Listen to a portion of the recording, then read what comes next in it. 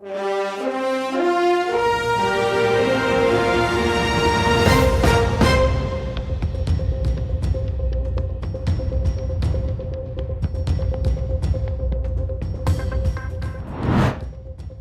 دەیەوێت ئەمریکا لە بڕیارێکی گرنگ پاشگەز بکاتەوە. دوای ئاشکرابوونی نیازی ئەمریکا بۆ بەدەرکردنی ناوچەکانی ڕۆژاوای کوردستان لە سزاکانی قەیسەری سەرحکوومەتی سووریا، ئەنکەرە فشارەکانی بۆ سەر واشنتن دەست پێ کردووە بۆ ئەوەی لەو بڕیارە پاشگەز بێتەوە. بۆ پێی ئەو هەنگاوە بە هۆکارێک بۆ بەهێزبوونی ناوچەکە لە ڕووی ئابووری و سیاسیەوە دەزانێت. لە سەرەتای مانگی ئازاری ڕابردوو چەند سەرچاوەیەکی ئەمریکی بڵاویان کردەوە ئیدارەی جۆ بایدن لە هەوڵی ئەوەدایە ناوچەکانی ژێردەستی گروپە چەکدارەکانی سەر بە تورکیا و ناوچەکانی ژێردەستی بەڕێوەبەرێتی خۆسەر لە ڕۆژاوای کوردستان لە سزاکانی قەیسەر کە بەسەر سووریادا سەپێنراوە جیا بکاتەوە. لەو چوارچێوەیەشدا سەرچاوەیەک بە ئاژانسی نۆرس پرێسی ڕاگەیاند ڕەشنووسی بڕیارەکە ئامادەیە و نزیک بووە لەوەی لەلایەن وەزارەتی گەنجینەی ئەمریکاوە ڕابگەیەندرێت، ئەوەش پێش ئەوەی شەڕی ئۆکرانیا هەڵگیرسێت. هەروەک تورکیاش لە ڕێی ئۆپۆزیسیۆنی سووریاوە لە واشنتن دەستوەردانی کردووە بۆ ئەوەی ئەو بڕیارە دەرنەکرێت. بەپێی وتەی سەرچاوەیەکی نزیک لە ئۆپۆزیسیۆنی سووری لە واشنتن، ئۆپۆزیسیۆنی سووریا نزیک لە تورکیا ڕایگەیاند وایان پێ باشە هیچ جیاکاریەکی تایبەتیان لە ناوچەکانی ژێردەستیان لە گوندەواری حەلەب بۆ نەکرێت، ئەگەر بێت و هەمان بڕیار مافی وەبەرهێنان و کۆمپانیا تایبەتەکان بە ناوچەکانی ژێردەستی بەڕێوەبەرێتی خۆسەر ببەخشێت. سەرچاوەکە ئەوەشی وتووە تورکیا و گروپە چەکداریە سووریەکانی لایەنگریان کەرە پێیان وایە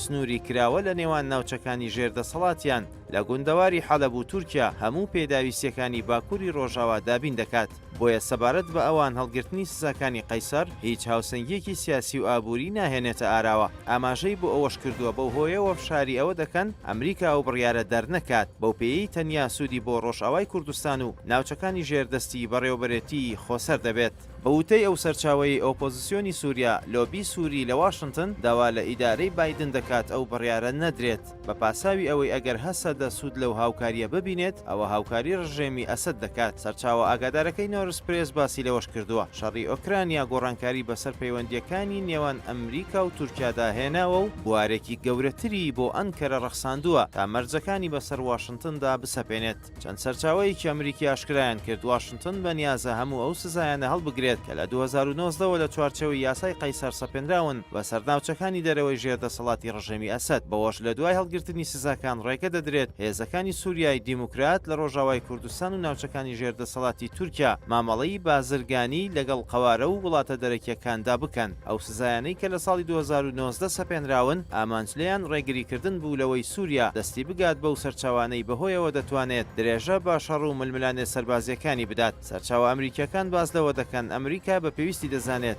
گەمارۆکان لەسەر ئەو ناوچانە هەڵبگرێت. ئەنجومەنی پیرانی ئەمریکا لە ساڵی 2019 بە ئامانجی سزادانی ئەو لایەنانەی مامەڵە لەگەڵ حکوومەتی سووریا دەکەن یاسای قەیسەری دەرکرد. یاساکە بە ناوی کەسێکەوە ناونراوە کە لە سووریا گرنگی بە مافی مرۆڤداوە و نەیاری ڕژێمی بەشار ئەسەد بووە.